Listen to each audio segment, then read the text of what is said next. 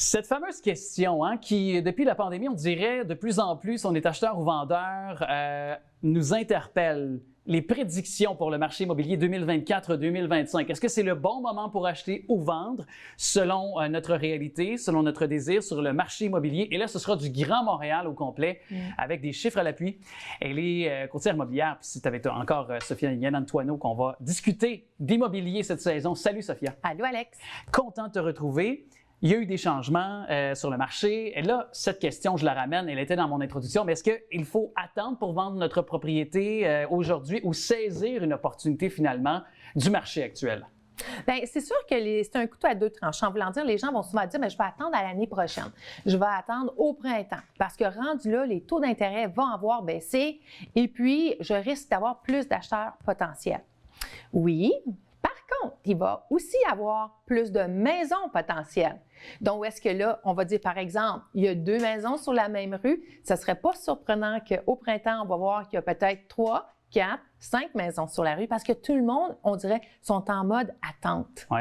Puis ça dépend toujours évidemment de où on réside aussi, de quelle ville, même dans le Grand Montréal, d'une ville à l'autre, à quelques kilomètres près, il peut y avoir une différence de prix, là. Ah oui, ça c'est sûr, comme on a discuté tantôt, tout dépendant où est-ce qu'on est. Donc, si on regarde la grande région de Montréal, au niveau du prix, il n'y a pas eu une énorme augmentation. Mais si on compare avec Laval, dans les statistiques, on a vu qu'il y a quand même une augmentation de 8 %.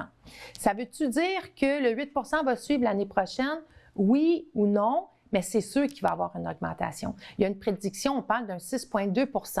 Mais ça, c'est national. Mais le national suit toujours quand même le provincial. Oui. Eh bien donc, est-ce que, ultimement, cette question-là, est-ce que là, le marché est plus favorable pour l'acheteur, le vendeur, présentement, là, si on se fie ces jours-ci? Mais moi, je dirais que c'est vraiment plus favorable pour le vendeur. Pourquoi? Parce qu'on manque encore d'inventaire. Encore parce que les gens ne sont pas prêts à mettre leur maison sur le marché. Qu'est-ce qui arrive? Il y a un petit peu de résistance au niveau de dire, je vais la mettre sur le marché tout de suite. Mais moi, je dis mais je le vis au quotidien, que les gens vont dire, ils cherchent une maison, mais on est limité dans une maison de qualité comme qu'ils cherchent. Donc, moi, j'encourage, c'est sûr, les vendeurs de saisir l'occasion puis de mettre la maison tout de suite sur le marché. Et là, les prix, on en a un petit peu parlé, tu le disais, des raisons, mais bon, les prix vont peut-être baisser bientôt, on ne le sait pas, mais tu sais, il y a les taux, évidemment, indicateurs présentement qui nous laissent poindre à l'horizon que ça pourrait encore descendre. Donc, les avantages peut-être d'acheter maintenant pour ceux qui nous écoutent actuellement, là. Bien, ça, c'est une fausse aperçue. Okay. C'est sûr qu'on n'a pas de baguette magique. Non, c'est sûr, là. On aimerait ça avoir une baguette magique, on n'en a pas. Mais est-ce qu'il y a une prédiction qu'il va y avoir une baisse? Non. Au contraire, il va y avoir une augmentation. Oui. Au Québec. Bien, c'est parce que ça ne fait que monter depuis quelques années. Là. Je dirais, je ne verrai pas la tendance s'inverser non plus là, du jour au lendemain. Là. C'est sûr. Parce que c'est avec le taux d'intérêt qui baisse. Donc, si les gens vont dire, bien là, avec mon X montant, je peux me payer une plus grande maison. Mais le prix de la maison, il n'y a pas de prédiction qu'elle va baisser en 2025. Au contraire. Donc, tu sais, c'est quelque chose, un budget restreint, c'est important de regarder. Puis pas juste un budget restreint. Il y en a qui m'ont dit l'année passée, « Ah, j'aimerais ça déménager et j'aime une maison dans tel coin. » On va dire qu'elle était à 850 000, à 900 000 ou vice-versa, une maison à 300 000. Si on la regarde aujourd'hui, là, il y a quand même des bonnes augmentations. Donc là, ils disent, « Ah, j'aurais dû l'acheter l'année passée. » Oui, mais attends pas. Ils disent, le meilleur temps d'acheter de l'immobilier, c'est là 5 ans.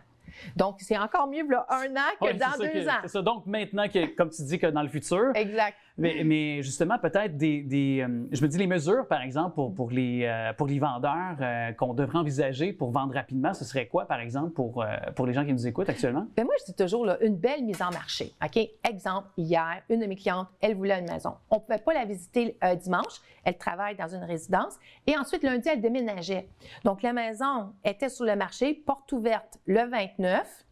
Ensuite, lundi, elle ne pouvait pas visiter, elle travaillait. Bien, ils ont reçu 3 promesses d'achat.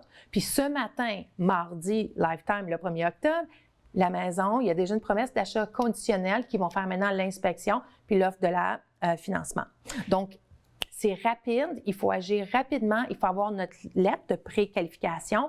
on est prête pour le financement, on sait notre quartier, puis il faut agir rapidement. Inspection toujours, bien sûr, toujours. Absolument, mais moi je parle avant tout ça. Oui, ouais. Tout à fait. Puis est-ce que c'est quelque chose que tu vois, parce que moi j'ai un ami qui est courtier immobilier, on s'en est déjà parlé dans des situations qu'il me partage. Lui œuvre sur la Rive-Sud, mais quand même dans le Grand Montréal, si on inclut la Rive-Sud. Et ce qu'il me dévoilait, c'est qu'il voyait malheureusement parfois certains courtiers qui augmentent le prix d'une maison, par exemple, pour leurs clients.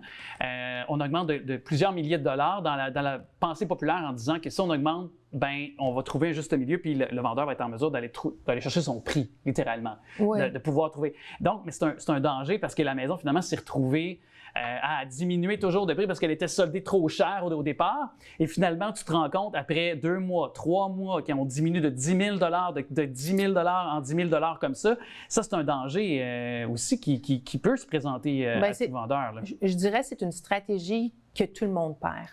Moi, jamais j'irais recommander cette stratégie-là, mes collègues non plus, parce que, tu sais, un courtier qui veut le meilleur intérêt, c'est pas de profiter d'une situation.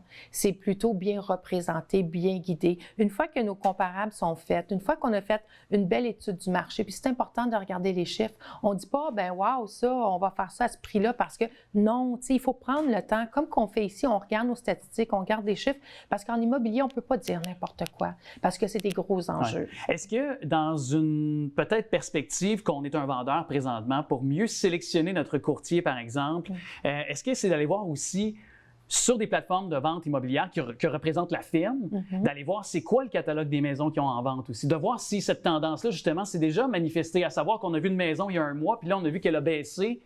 Ça, c'est un indicateur que si le courtier a peut-être une tendance à faire ce stratagème-là qui est un peu perdant pour tout le monde, finalement, comme on évoquait. Là. Oui, j'adore ta façon de penser parce que c'est définitivement une pensée publique.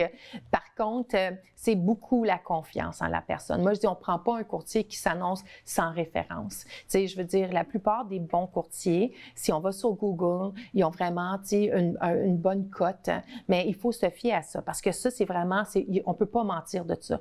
Les publicités aussi, il faut faire attention. Des fois, ils vont dire qu'ils sont numéro 1, mais il faut aller lire vraiment. Mais moi, je crois, tu sais, oui, comme toute personne, d'être bien guidé, puis d'avoir des bonnes références, comme un restaurant. Quelqu'un me dit « Ah, on va manger à tel restaurant », bien, j'y vais. Puis surtout, quand je voyage, il faut s'informer. Aussi simple que ça. Merci beaucoup d'être passé. Merci À bientôt. À bientôt. Bye bye.